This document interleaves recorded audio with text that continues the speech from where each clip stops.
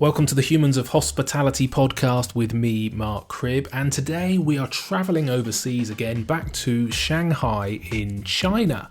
Now, I personally find most things absolutely fascinating, as those of you who listen to the podcast regularly will already know. I can get equally as excited about a beekeeper explaining the bee wiggle and dance, like when I met Mark Rogers in episode 63, or chatting to the Institute of Hospitality like when I met Peter Ducker just a few days ago in episode 85. So even without the backdrop of a global pandemic, I'd be excited to chat to an operator based in one of China's most dynamic cities just to learn about the nuances of operating in such a different environment.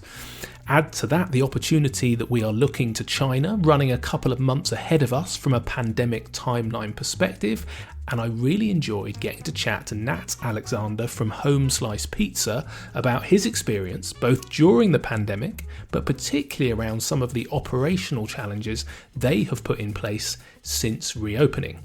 Now, Nat used to work in London for KPMG and a few other accountancy firms before moving to Shanghai to set up a restaurant, so he is very well placed to understand the nuances of the very different cultures.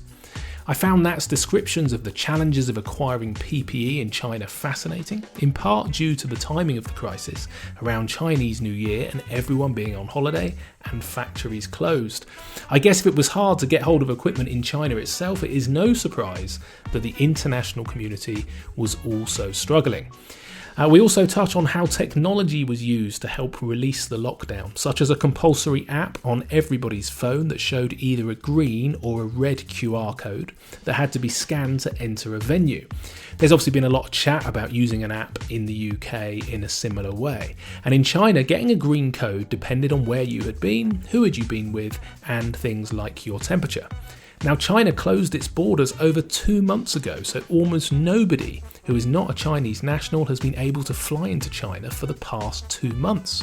And there's a lot of debate going on at the moment in the UK about a 2-week quarantine for the UK travel industry for people to returning to or travelling to the United Kingdom. Now, with China completely closed to visitors for such a long period of time, clearly we are looking at very different international solutions. And that's insight into why China has been so good at managing the virus with its very big to very small approach to government was fascinating. But you really need to listen to his explanation to get the gist of that one. And we also touch on how long it's taking for any semblance of normality to return to visitor numbers, even 8 weeks since the lockdown release.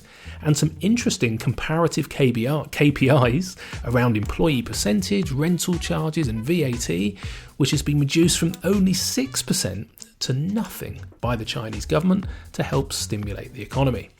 And that's closing advice to the UK to probably just avoid the news and use your own brains reminded me of a quote that I heard this week saying that if only we could lock down the British media for 30 days, we may well indeed remove 80% of the problems. I will let you make your own minds up on that one. Now remember, please just pause the podcast right now for a few seconds, pick up your phone, scroll down to the review section on Apple Podcasts or your player of choice and hit the 5-star review and click on that subscribe button for me. It really, really helps me out, and just that few seconds of your time hopefully is a fair exchange for the hours and hours of free content. And if you do fancy buying me a thank you beer, I'll be even more grateful if you head over to our Patreon page, which you can find just by Googling Humans of Hospitality. Okay, thank you so much, and I really hope you enjoy the episode.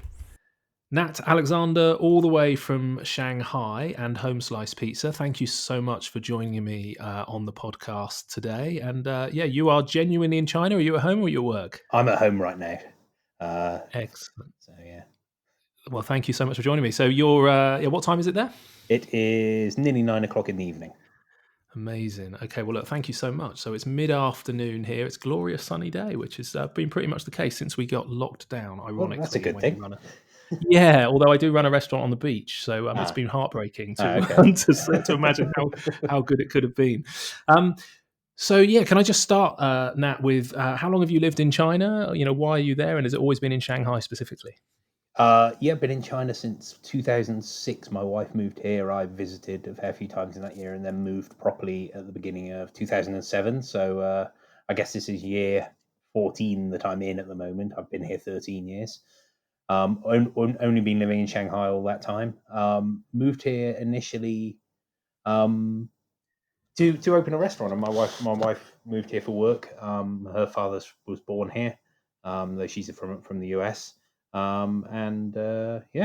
we visited Amazing. and liked it, and it's been our home Yeah, for longer than I initially expected it would be. really. So you say specifically you chose Shanghai specifically to open a restaurant? Yes, I hadn't been in the restaurant business before moving here. I've been working for an accountancy firm and then for various financial service institutions doing like internal control stuff, which well, was as boring as it sounds for me. Was that in And the UK or? yeah, and then Yeah, quit all that and came here to open a restaurant. nice. That is a change. Was that in the UK that you were doing the accountancy? Was it? Yeah, it was in London, so it was all Oh wow. KPMG and banks and insurance companies, and yeah, no, I a love long that. It's time kind ago of why I now. love. Yeah, it's kind of why I love hospitality though, because you go from being an accountant in London to flogging pizza in Shanghai. It's an amazing sector for life's kind of crazy journey, and in Absolutely. this instance, global journey, which is cool. So, I don't know Shanghai. I've been to Chengdu. It was a very long time ago. I travelled over sort of through southwest China into Tibet, but I don't know Shanghai at all, having not been there. Can you just describe the city a little bit? How big is it? What sort of place is it? Has it got a lot of expat community? I guess. It is depends on the numbers. Somewhere between 21 and 28 million people. Wow. It's the most un-China part of China. It's always been its own city, a very outward-looking city, very different to the rest of it. There's not a great deal of sort of old China left here. It's been massively modernized in the last 30 years, home to several of the world's tallest buildings. But interestingly, it also has many different town centres. Maybe, I mean, there's probably 10, 15 different centres of town because it's so big and over such a large area. So you don't feel like you're living in that big a city. I look out of my window at home. I live in what's called the former French concession, the former part of the city that was run by the French back in the 19th century. I look out my window. I'm looking over villas and tree-lined streets, and in the distance, I can see big towers. So while it's massive on a local level, it actually is very neighborhoody, and you know the people you bump into along your street, and it doesn't feel like you're living in one of the world's biggest metropolises. Yeah, amazing. It sounds great, actually. I did a little bit of research while we were chatting, and I have to say I travelled quite a lot in Asia, but it was something like 20 years ago, on my way to Australia and on my way back, and loved it. And yeah, looking at the photos and the pictures of the place, I thought, oh my goodness, yeah, I really would like to hit the road again. But yeah, it looks like a fantastic space. And then your restaurants, can you just explain a little bit about the venues that you operate, how many you've got, sort of their locations? Yeah, so we have three branches of our pizza restaurant at the moment, all actually within about 3 kilometers of where I live, very conveniently. That's not intentional; it's Yeah, more what a the nature of coincidence. where I live. Yeah. So we've got one which is in the first one is in a bar district called Found 158, which is um, in a park, but underground in the park, open air, sort of like one level down, and it's where there's now three nightclubs with a fourth about to open, several bars. There's a German bar, a French bar, a Mexican bar, uh, a Vietnamese restaurant that's now turned into a bar, and it's a place where people go out, and it has some of the bigger rowdy nights out. It's the place where some people would go for New Year's Eve. And we have a pizza slice shop selling pizza to drunk people there. That's what the original premise was. It's moved to be a bit more than that now, but that was why we built it. And the product came after the location was found. So it was like, okay, we're going to have a load of bars. What do we want to do? We're not going to do drink. We'll do food for them to eat when they're drunk. Um, Yeah. and that's This worked was your pretty first well. location, was That's it? the first location. Then we opened Yeah. a second one in a kind of residential and business district called Zhongshan Park, and it's just near a park. So we're just on the street side there, in a kind of co-working slash F&B space, which isn't performing terribly well in terms of foot traffic, but does amazing delivery business. And then the third one is in a mall in an area called Shujiahui, which is probably one of the top three centers of the town. It's a very, very big. Shuhui district is one of the biggest and most well-developed districts, and this is kind of the heart of it. So we're just near there, but in a very local mall next to a supermarket and next to various small places. And there again, we do mostly delivery business out of there, a bit of in-store business. Um, so yeah. Amazing. And so, how old is the oldest, and how young is the youngest? The oldest is 2017, Chinese New Year 2017. We measure everything by Chinese New Year here, but that basically means January or February, depending on the year. Yeah, And then the youngest we opened last October. Last October. amazing. Uh, And you have an exceptional reputation for good pizza. I read a few write-ups. I think my friend is probably a customer, the person that introduced us. So yeah, congratulations on all you've done. Thank you, thank you. It's nice making a product that makes people smile. Yeah, Yeah, and pizza is one that a lot of people like. So yeah, it's very rewarding. yeah. Was there many pizza places in Shanghai already? Or? Oh god, yeah, yeah. I mean, Pizza Hut have been here for the longest time.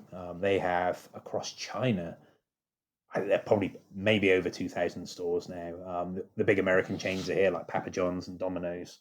And then on the smaller side, there's more stuff like Italian places. Mostly, there's a few Neapolitan places and Pizza Express from the UK. They've been here for quite a long time. In fact, my first Have they? restaurant, I ended up passing the space on to Pizza Express, and they operated their restaurant. Have just closed it there in the last few weeks.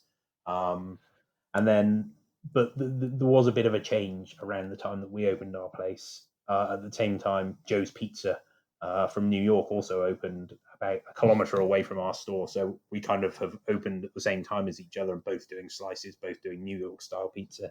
Um, so things have been changing. There's a Roman Al Taglio slice style place, and I heard about another slice place that's open. So things are changing here.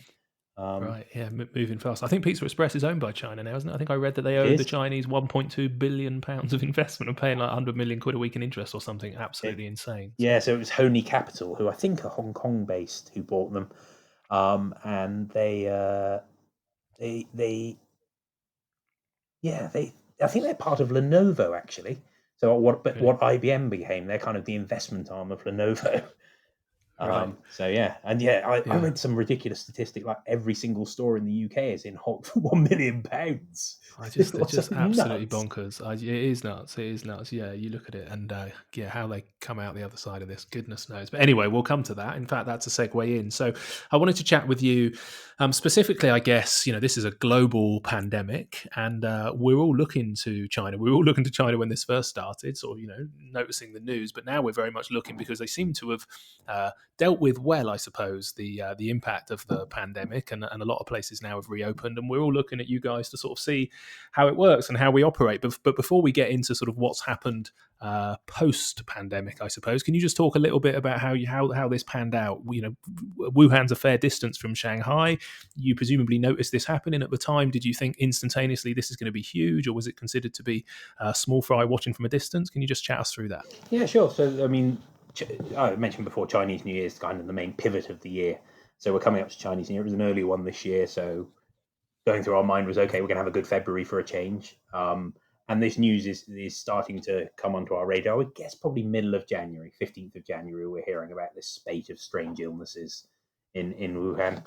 And then as it gets closer to Chinese New Year, I mean, I remember talking to our operations director and saying, yeah, it's a bit worrying with everyone going back home because this is the world's largest human migration happens for Chinese New Year. Everyone in the country starts moving around, which is pretty terrible timing. I would have thought for a pandemic to be happening. I think in retrospect, maybe that was a good thing because it meant that everyone was in somewhere where they didn't need to work, they didn't need to move around. But I was actually looking back through. We have a group chat in WeChat, which is the equivalent of WhatsApp, and looking back through the stuff that we were talking about at that time, and there was a conversation we were having like, should we get masks for the staff in the stores? And this is around like the 20th of January, and we were like, well, people might worry because they might think that our staff are ill, but maybe it's better just to be safer than sorry. And we started talking about all this stuff, and then we went away for Chinese New Year. I think we went away on the 22nd. And for Chinese families, it's a time like Christmas when you go back to be with your family.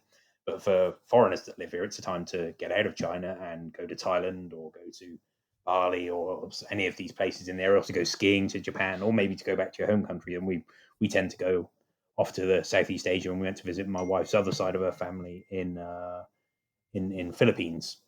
And while we were over in the Philippines, it started to obviously get quite a lot worse. I think it was on the 29th of January, the government announced, and Chinese New Year was due to finish. There's a 7-day holiday then. It was due to finish on the 30th. They said, actually, we're going to add 2 more days to the Chinese New Year holiday. And then within about 12 hours, they said, actually, we're going to add another 7 days on top of those 2 days. We're going to add another 9 days. Oh, no, they added another 9 days on top of the 2 days. And at that point, we started talking, me and my business partner, our operations director, we were like, what's going on here? We can't rely on them to be making a consistent decision here. And at this point, we kept one store open in Shanghai. We closed 2 of them. And all the staff were meant to be coming back on the 31st. So then we said, well, our staff should not come back. We're going to close the one store that's open while we decide what we're going to do. And the government had actually said for that extended part of the holiday, everyone had to be paid triple time if they were working. What we found out after is the point of that was they didn't want people to open. They wanted to make it so expensive. So there was, at a time when there's so little business, to be paying your staff double just didn't make any sense. And they basically wanted to put people off opening their businesses without actually telling them to do so. Maybe that was a way to manage a panic. I'm not sure. So then we're in the Philippines, and we were meant to be coming back to Shanghai, I think on the 1st. I can't remember. I'd have to check that. But and we decided that we wouldn't go back to Shanghai. We'd go over to Malaysia, where I have a sister living, and visit her. And we while we were in Malaysia, it wasn't really much of a holiday. We couldn't see my sister because her son's school had said that if they were in contact with anyone who had been in China in the next 14 days, they would have to do 14 days quarantine. And then both my wife and I ended up working on stuff for to get ready. So we were writing kind of protocols, hygiene protocols for the staff. We were buying gloves, masks, trying to buy masks. I couldn't find any in Malaysia. Rob, the operations director, he was in Thailand. He went and bought quite a lot of masks, buying hand sanitizer. All this stuff was just out of stock. And because Chinese New Year was taking place, no one was delivering, no factories were producing. So we were just trying to get as much as possible that we could open for as long as possible. And we were like making calculations like, okay, if we have 1,000 masks, how long does that mean we can open the stores for? Gathering this stuff, and yeah, basically just working through. We have dormitories. That's another funny thing for F&B here. I mean, Shanghai's not a cheap city to live in. I mean, rents are maybe not London levels, but they're not far off it. So, and our staff, a junior chef in our business is probably being paid £800 a month for his salary. So we have to provide dormitories for those guys to live in. So then we had to start thinking about how we were going to manage the dormitories, because I think we have then 5 dormitories, 2 female ones, 3 male ones for the 3 stores. And we had some staff who'd been staying in them. And then we had some staff who were coming back. We had to work out how we're going to move all of these people around to make sure that the guys that came back, who then had to go through 14 days of isolation, weren't in contact with the guys that were here. So we had to do moving all of those around.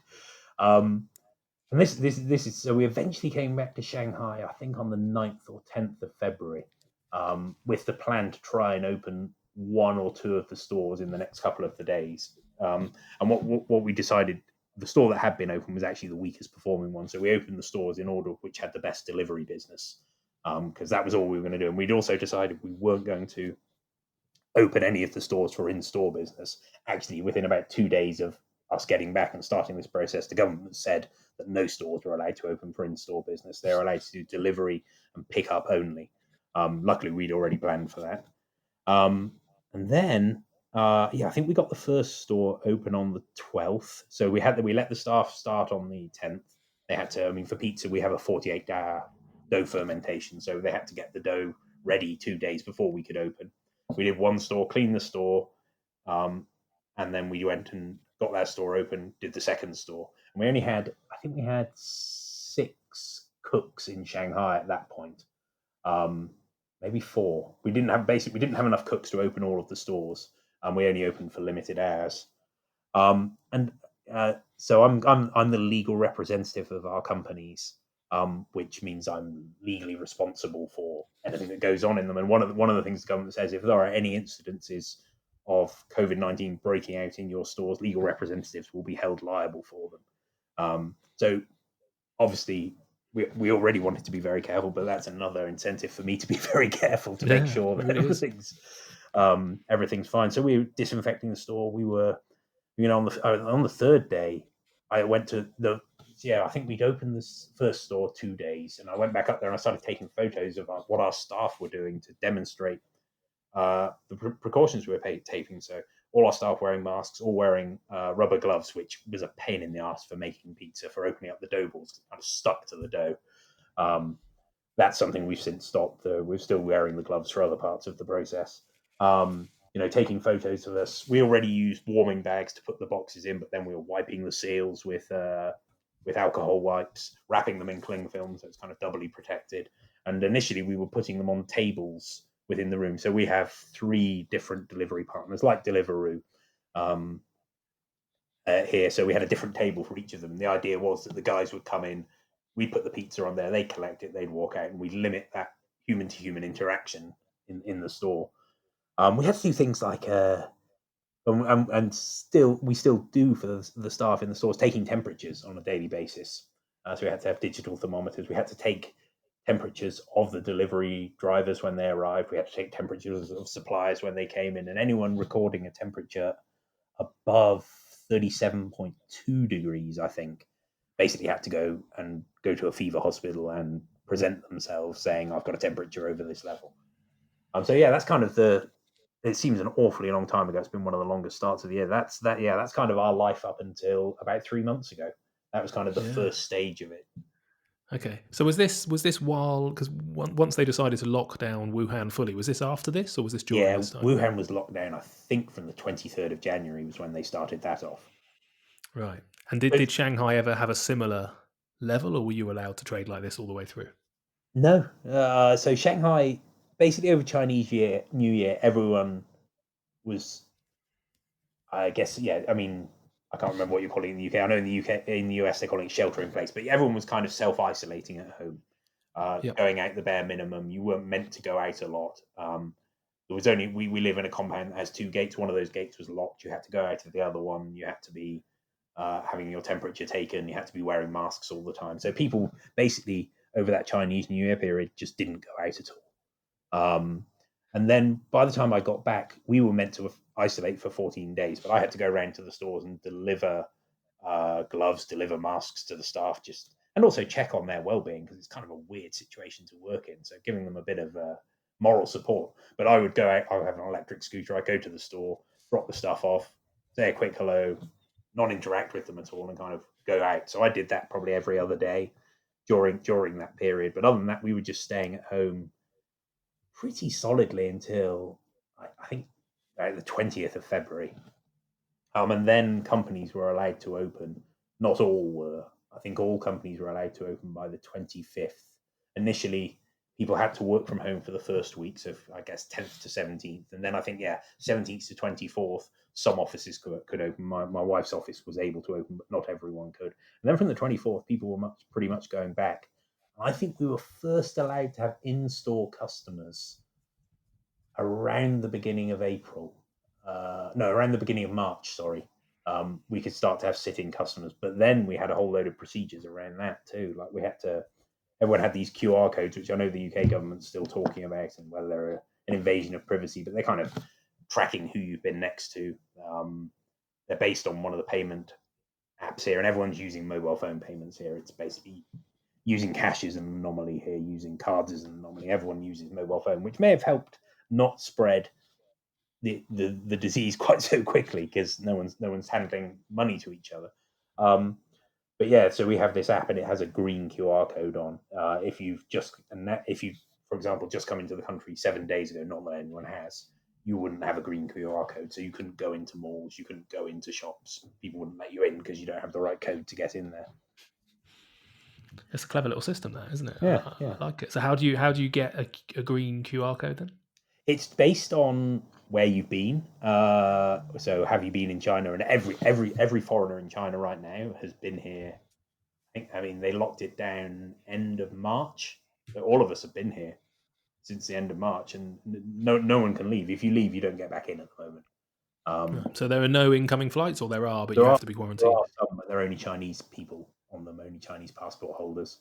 no foreigner could get in. They're now talking about some special exceptions for people who like global chief executives. My wife knows of someone who has got in, who has a large amount, three-quarters of his business is in Wuhan.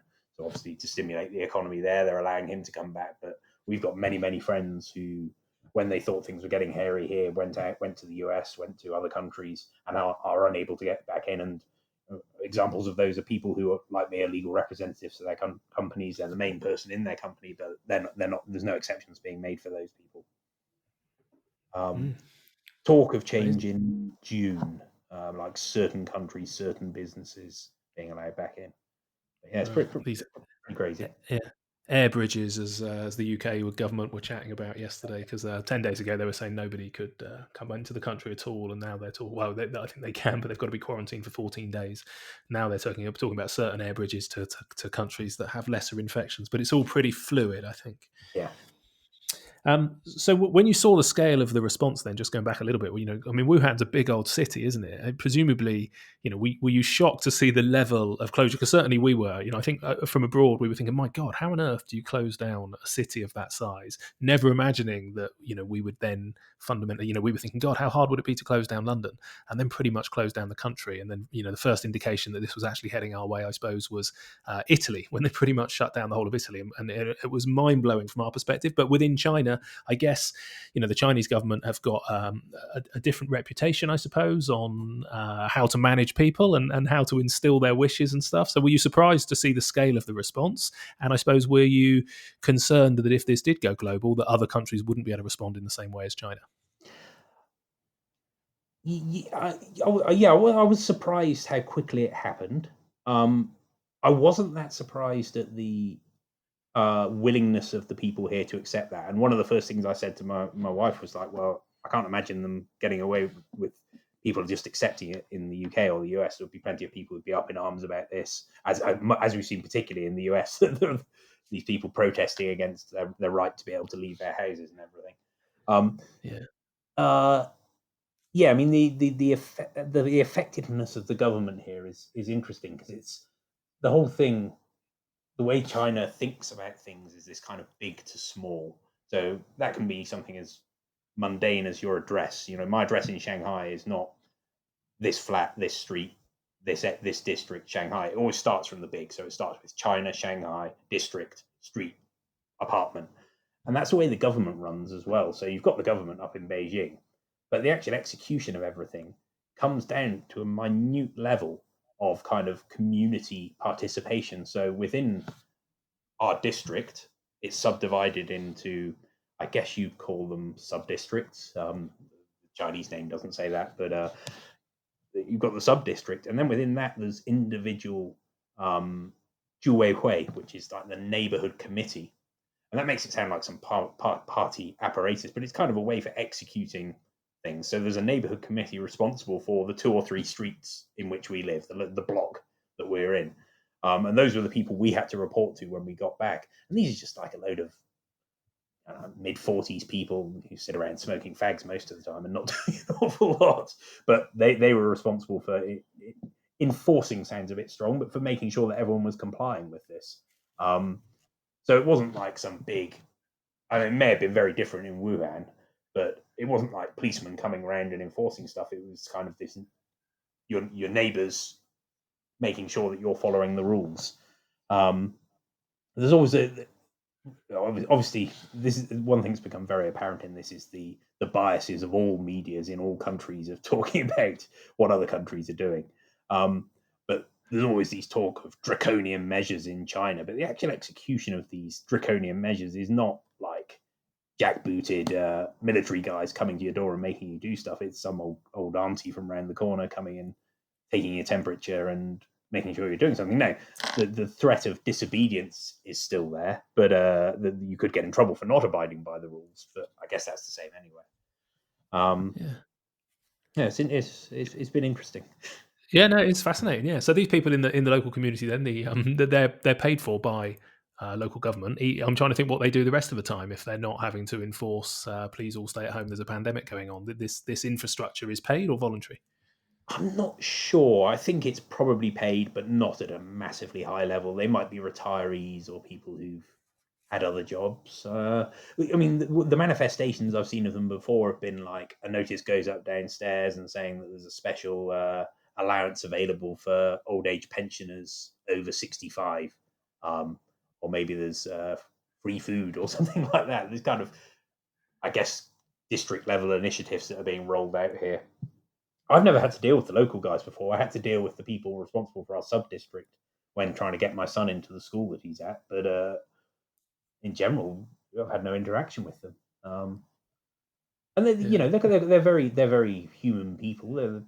Like I had our guy who runs our building. So even on a building level, there's a call him busybody. He's a busybody responsible for our building, and he wasn't opening the gate out to the street. And we were seeing lots of the other gates open. And I talked to my neighbour, and I went along to see the Wei Wei, and I'm like, could you are we able to have our gate open now? I'm like, well, it's currently level 2, so you're allowed to have the gate open, but you're not allowed to have it open big enough for cars to go through. If a car needs to go through, it has to be unlocked and then locked again. But they know what building we're in. I guess it's quite good. I mean, you have a local government person who knows every part of the neighbourhood rather than it just being run from the central district. Yeah, but I don't really know what they do the rest of the time. No, But yeah, no, it is fascinating. I guess, yeah, very different reaction in the UK. I mean, here we partly they managed to recruit. I think it was nearly 1 million volunteers in the end to at least try and help pretty impressive. feed people and get volunteers out to sort of care in the community and vulnerable groups and all that kind of stuff. So people were asked to step forward, and a lot more people stepped forward than were needed. And now they're trying to recruit. I think it was something like 30,000 people for contact tracing. So moving on to the next stage and saying, right, yeah, let's get much better at testing and stamping down more on a localized regional level, I suppose, than on a national level. Speaking of which, because China's a very diverse country, isn't it? Huge parts of rural and then some of the biggest cities in the globe. Yeah. Was the response the same across the nation? I guess it was implemented in slightly different ways, as you've just alluded to, but was it fundamentally, this is, the whole of China is closed, please stay at home? I don't know. I know more what happened in the big cities because that's the news that I follow. So Beijing had a far heavier lockdown than Shanghai did. Friends in Beijing. I have a friend. She's normally based in Shanghai, works in Beijing some of the time. She went up there to work and couldn't get back to Shanghai for a considerable period, like a month and a half. Didn't see her husband and kid for a month and a half because she just couldn't leave Beijing. If she left there, she wouldn't be able to go back to work, and her company required her to stay there. And we heard a lot of stories about Beijing being under far heavier lockdown, and friends, not my friends, but other friends of friends who have F&B up there, they weren't able to open in any shape or form for a long period. Yeah, it's interesting. So not even to do delivery. No, no, and yeah, I think Shenzhen also had it quite differently. But they had quite a big outbreak down there, whereas Shanghai never had a big outbreak. I think there were officially 300 to 400 cases. I mean, maybe those numbers were underestimated. Maybe people had it and didn't show any symptoms, but there was nothing big, and the number of deaths was very small in Shanghai. Most of those coming from outside people who've been to Wuhan. Yeah. Okay. Well, certainly the restrictions are definitely still playing a part because Anne McClellan, our mutual friend, and a bit of a shout out to her because she'll probably listen to this, who connected us. She's still living in Scotland, I think, because she can't get back in. So Chris, her husband, is in Shanghai, and Anne's been here since the start of this because still can't get back into the country, which must be a big challenge living Yeah, apart. there's a fair few of these orphaned husbands left here with families abroad, and maybe they'll be one of the first groups that are allowed back in when they do start to loosen up borders. It would be a fairly humane thing to do. I mean, to be able to be Yeah. apart from young children for that long is pretty hard, I imagine. Yeah, definitely. Yeah, no, really, really tricky. So as things, you were allowed to trade all the way through in some guys, albeit you couldn't stay in. I mean, the reaction in the UK is very much hospitality got hit first. Complete shutdown. Takeaways were allowed to stay open, and some restaurants have been allowed to pivot into into takeaway and delivery. But basically, yeah, hardest hit. First to be shut down. Looks like we're going to be last. To be released, you were given official notice then, so you were locked down completely apart from delivery, and then you were told, right, from this date, was it kind of a staggered return to work, I suppose? Was it from this date you can allow some people back in? There's been conversations here about maybe people with terraces might be allowed open first, but anybody kind of underground relying on air conditioning might be later. Was it a staggered release, and how did they Yeah, it manage was that? different district by district, and then we'd hear things from people in other districts, and then go and inquire from our local FDA, Food and Drug Administration, but they're responsible for operations of restaurants. What the situation was. So I think we opened our Zhongshan Park store first, but they had very strict rules. We had to make everyone show their QR code. We had to take all the temperatures. Um, our the district our main store is in, the one in the bar district, actually was allowing us to open, but the owners of the bar district were not allowing us to open for a bit longer. So it was kind of relying on what other friends in the area were experiencing, then going and double checking it. And a lot of the time it was like, yeah, you can open, but you're still liable for any cases that arise in your store. And initially, customers were allowed to sit in there, but they weren't meant to sit closer than 1 meter. And people dining together weren't meant to sit facing each other. They were meant to sit next to each other, side by side, so that presumably they couldn't share spit or spit on each other while eating or something like that. Yeah, that was quite strange going around our mall location and seeing and at the start it was very few people doing this, but seeing like a couple sitting 1 meter apart side by side at a table having lunch or something. Yeah. Yeah, Um, it's odd if you've come in together, isn't it? You kind of yeah. understand it if it's other groups. The meter apart thing's interesting because we're 2 meters apart here. Was it always a meter apart? Was that outside and inside, or was that specifically for restaurants? Yeah. There was, and in fact, we were able to open first inside before we could open outside. Outside Really? was a bit iffy, and I know of some friends who were in a district that was allowed to open earlier, uh, but had people drinking and smoking outside, and they then got told by their local police that they had to stop doing that because people were complaining about it. So there's a lot of those neighborhood level busybodies, and the sight of foreigners outside uh, was worrying them. So they were told by their local police to stop doing it, even though they were allowed officially to operate outside. Yeah, interesting. So apart from keeping tables 1 meter apart, yeah, temperature checks as we were coming in, and we've seen images of perspex screens separating people. I guess we're all interested in what legislation the government has been going to put in place. Were there any other specific changes? I mean, you talked about cleaning and temperature checks. These have to be logged, do they? Can people come around Yeah, and we check did. We had you're following it? Or? yeah, it was kind of a bit of an annoyance. Like, the people would come into the mall and they would be checked with a temperature check. And then they come to our store and we'd have to note it down. Then they'd have to be wearing a mask when they came in. Then they take their mask off and eat. And you weren't meant to hang around and socialize. Um, but there was no ban on alcohol. I've known some Hong Kong has had a ban on alcohol. I believe Philippines has had a ban on alcohol. Just kind of stop socializing. But it was just you're encouraged to be kind of perfunctory in your taking of your meals outside, go and eat quickly and go. And I remember going out in the early days and just being out working and going for lunch somewhere. There'd be 2 or 3 tables in a place, so people weren't going out. And even now, have been very hesitant. Like last weekend was the first weekend when it felt like things were really getting back to normal, with people actually going out in close to the numbers they would have been at this time of year normally. Really? And what are you now? You've been reopened for nearly 8 weeks, is it? Something like that? Or a bit less? No, gosh, what are we now? Middle of May. I mean, yeah, open to the public. Yeah, nearly 8 weeks. Right. Come into the stores. Yeah. Um, Yeah. So you when you did reopen, then yeah, that was the primary change. Apart from the legislative impacts, the big one is whether you were allowed or whether you weren't allowed to open. And we're talking about the sector in this country saying, look, if you've got to have 2 meters between table, then any of the on trade, it's almost unviable to operate because we'd have to lose 60-70% of our covers. But no matter what you do, your experience was just a lot of people didn't come out anyway, yeah. even if they were allowed to.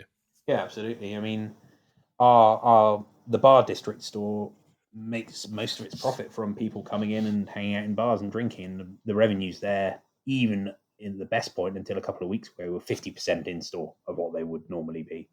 Like I say, that changed a bit last weekend, but yeah, I mean, those first few weeks, it was massive shortfalls on where it would normally be. Um, but there was a constantly improving curve. And an interesting thing was everyone was like, "Oh," because we've already got a pretty established delivery business, which was very fortunate going into this. And everyone was bumping into people and they say, "Oh, you must be doing really well at the moment." I was like, "Actually, no, we're not. Our delivery levels were below where they were last year by quite a long way initially." And I think people were just a bit wary of getting deliveries as well.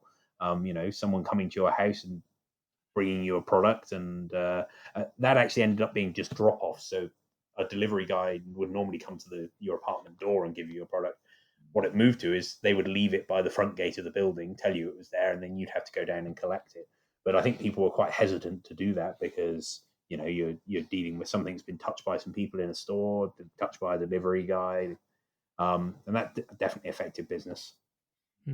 Did a lot of businesses who weren't previously doing delivery also enter into that market at the same time? Or? Yes, which may have affected our business a little bit, I guess.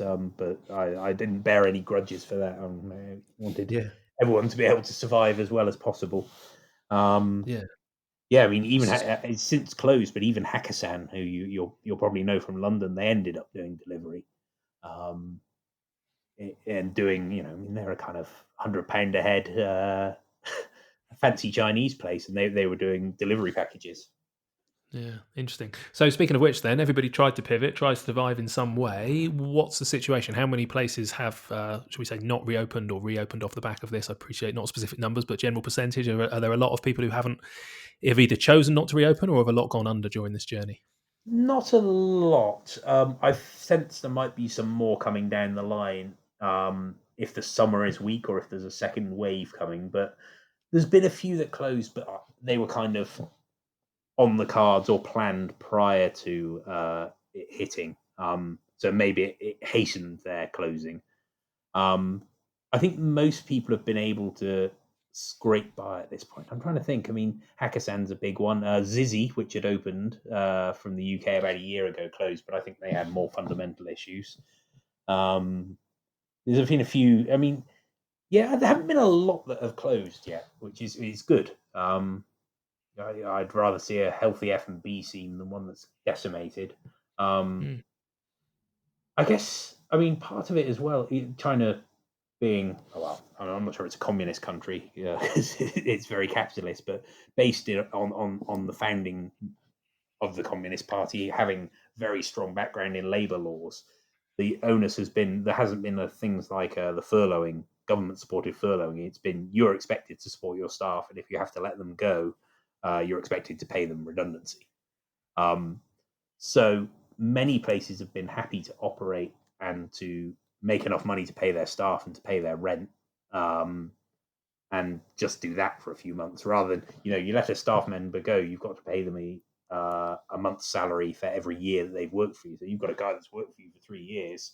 Well, you almost might as well keep him for over a 3 month quiet period than let him go and have to pay him those 3 months anyway. Yeah, well, that's good they can do it because from a survival perspective, I think the statistics were something like most of the hospitality venues in the UK had 17 days cash flow in their account. So even if they'd been told that you must pay your team, the reality is that most businesses would have gone under in those first 6 weeks. So the furlough scheme is the only thing that's probably just stopped a catastrophic collapse in the hospitality industry in the UK. But that might be due to maybe higher rents, higher staff costs, higher tax system. I'm not sure, but yeah, I think without that furlough scheme, and that's the nervousness now, is being told you can open, so some of the support disappears, but the reality being, most of the hospitality sector here seems to be running on sort of 3 to 8% margin, and most of the same that if you have a 60% drop in either in business or in covers, then the model's not going to work basically, particularly with the the crazy kind of rent levels and rates levels.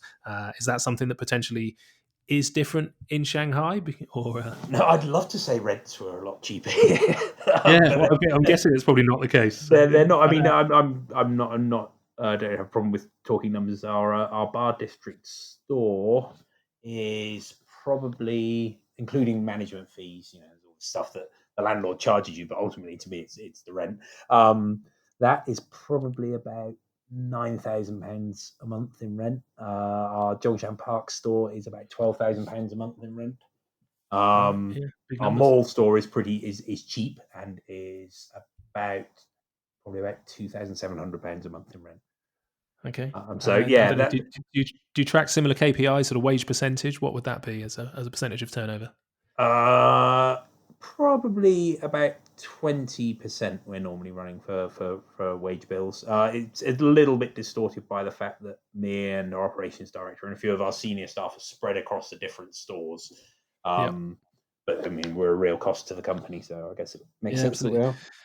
Yeah, and that's probably partly maybe just in a slightly different sector, but certainly the restaurant sector over here. I mean, used to be restaurants were mid-20s, then it was sort of stay sub-30, and most that I speak to now are sort of getting on to more towards sort of 35% potentially, and Bloody even hell. higher sometimes. Yeah. So yeah, that's unfortunately where a lot of the margin's gone, and a lot of that has been this sort of overinflation, wage rises for the last minimum wage and living wage, and then pension contributions and NI contributions has all been sort of pushing the sector in the last few years. So that might be one area of difference. I could probably get into the KPI statty side all day, but so, yeah. Well, some people would cheer to, but some people might not. How about VAT though? Last one, as a matter of interest, do you have a tax on sales? Or We do.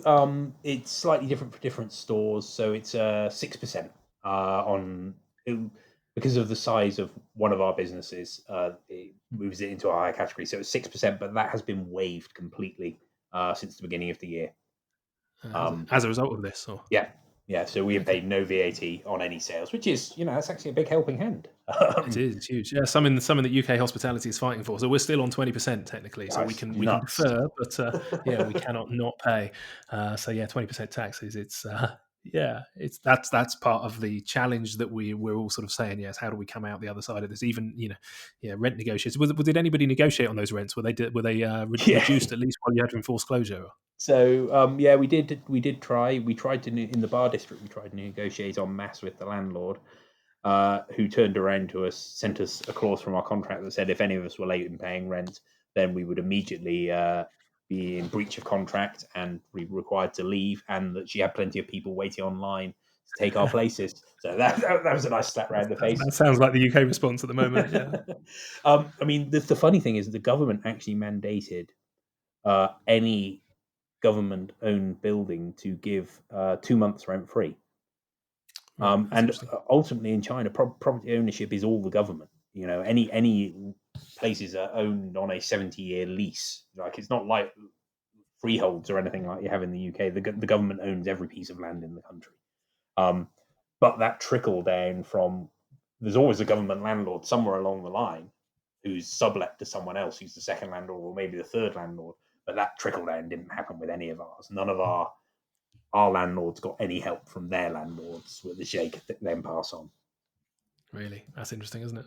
Yeah. Somebody somewhere got a hand. Oh yeah. So I mean, I'm sure the ultimate person got their hand out and just didn't pass it on. Yeah, yeah. Well, frustrating. So you've been then you became sort of vocal, I guess, in your potential solutions. I know you put a Facebook post out in March, I think, telling people that you were quite happy to share the procedures and the changes you'd put in place if people wanted to hear it, whilst also sort of making the caveat. And before we started recording, you were chatting about somebody in Oz that you'd been speaking to. So whilst people, I guess, are very interested to hear what's going on globally, you're very conscious of the fact that you can't give advice because each government's response is specific. But were there any general things in that sort of playbook you developed, or people that were getting in touch that they were finding useful? What would be your I don't know, your message to the UK, I suppose? um, let's think. I mean, the simplest maxim is preserve as much cash as possible. So we went and we did notices for our staff, and we did some guidelines like don't waste pizza boxes, don't waste single-use materials, make sure you're switching off lights in rooms when you're not in them. Just reminders of all of this stuff, and we distilled that down to like 5 things where we wanted them to not waste electricity, to carefully control cost of ingredients, and like weigh things. In a pizza business, you can put too much cheese on. You've got one guy who's being cack-handed for a day, and you end up pushing your food costs through the roof. Um, so we did that. I guess some of the stuff we were doing, you had to make proposals to the staff about wage reductions. We did come to an arrangement with them for the first couple of months when some of them were in quarantine and or stuck in their hometowns and not able to get back. Finding kind of opinion leaders among the staff that you could test these ideas out with, and then they probably spoke to some of the staff. Like my head chef was very good with that. He would chat to his chefs and have a word and find out what they were thinking. And they were like, "Oh no, the company's struggling. It's okay to take a hit at this time." So then you feel a bit more confident going to them with this proposal. I guess one of the things, and it's still the case. My best days are the ones when I don't look at the news. The news Really? is unhealthy and does not make my day go any better.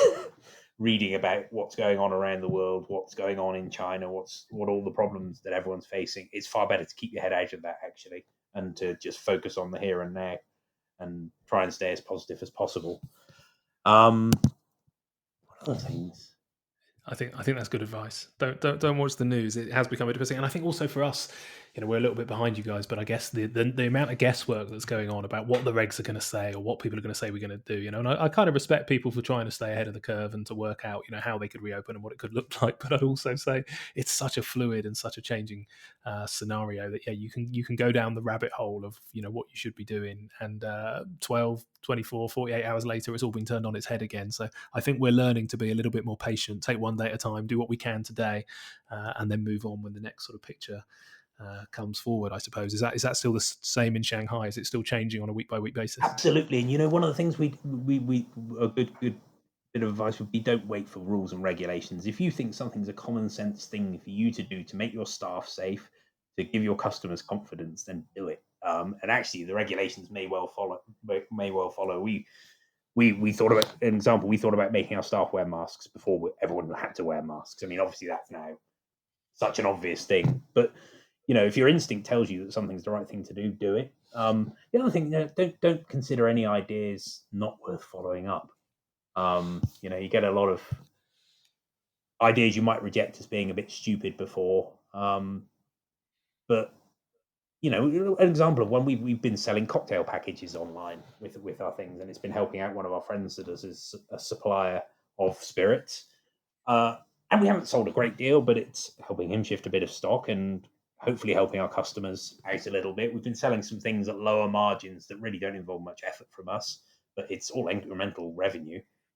Putting a bottle of wine online and making $5 on it rather than normal restaurant markups, well, that's all right. It's still incremental business that we wouldn't otherwise get. Yeah, I would certainly agree with that. Common sense. Use your brain sometimes. I think we wait sometimes for regulations and wait to be told, how high to jump. And I'm just like, yeah, you use your brains. It's funny you mentioning gloves earlier, actually, because we've just reopened on Friday.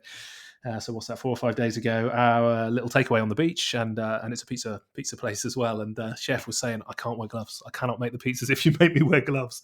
And we got him to demonstrate, and he was absolutely right. Yeah, the gloves just stick to the dough, and it doesn't work at all. So yeah, we've lost the gloves. We got rid of them. So basically, anything up to the pizza being booked, they don't have to wear gloves now. It's going into a 300-degree oven. I mean, exactly. There's nothing exactly. like that. Nothing I guess that's one more thing that's worth. Cool. We did a WeChat is also the kind of Facebook sharing thing. We did a post about what we were doing and talked quite a lot, and everyone was doing this, talking about the precautions you're taking. But it's good to do that, and it's good to remind your customers that you're taking care. So we did pictures of the gloves. We did have an incident where a glove got into a pizza. One of the guys let it get into the dough. Luckily, it was caught before it got to a customer, and that was kind of the main thing. We were like, okay, the gloves have to stop.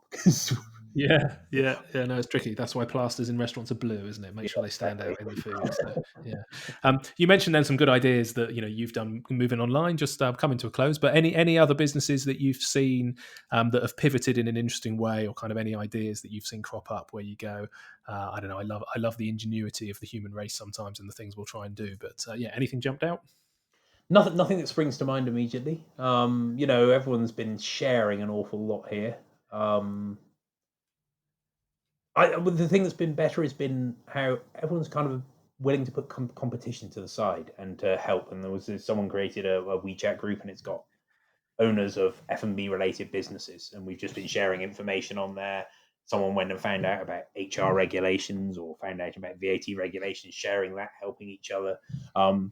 The willingness of people to work together has been reassuring and kind of affirming of what we are really like, rather than fighting against each other and trying to win business off each other. Good. It's nice to know that's international. It comes up on this podcast a lot when I'm chatting to people. Is the kind of hospitality is an industry full of people who fundamentally want to help each other out and provide service and look after each other. So it seems to be a continual theme. We got a similar WhatsApp group over here. It's got about, I don't know what it is now. It had something like 2,500 different restaurateurs across the country in it, and real sort of point of sharing information, which has been great. And it's nice. It's that sort of saying all boats are lifted on a rising tide, isn't it? So if we can all come through this in some guys, that would be fantastic. Well, look, I'm very conscious of the fact that it must be getting very close to your bedtime, and your son's done very well in not coming out of his room and saying hello to us. Are there any other burning or pressing issues you would like to bring up? No, stay positive. Try and you're learning a huge amount through this. It's been the longest year I've had in a long time. I'm sure I've got a few more grey hairs, but each day is interesting. Each day brings something new. There's no time to wallow in what's going wrong. Just try and make as much stuff as right as possible, as quickly as you can, and yeah. Perfect. Sounds good advice. I will come over one day, hopefully. I'm reigniting my travel bug, which has become harder with young kids and a few restaurants, but definitely need to come out and say hello. Where should people go if they want to follow your journey from various points around the world? Is there a particular social media channel or website that people should go? I guess internationally, our Instagram's probably the best, which is Homeslice Pizza Shanghai. There are quite a few Homeslice pizzas in the world, as I found out after I opened the restaurant and had chosen the name. But we are Homeslice Shanghai. Okay, perfect. Well, I'll get the link off you and I'll pop that in the show notes to this episode as well. But for now, thank you, Nat, for sparing the time to chat, and good luck. And depending on how this pans out and any second peaks and anything that happens, maybe we'll chat again in the future. But for now, good luck and thanks for sparing the time. Lovely to speak to you. Cheers.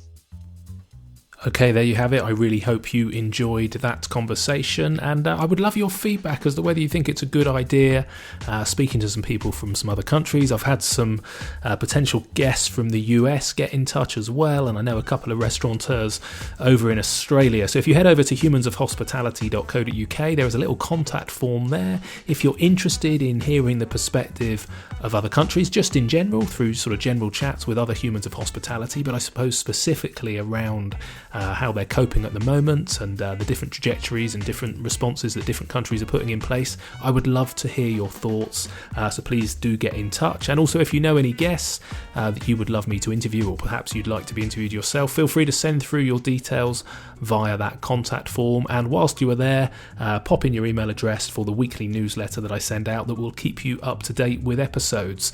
Thank you so much, and I'll be back with another episode very soon.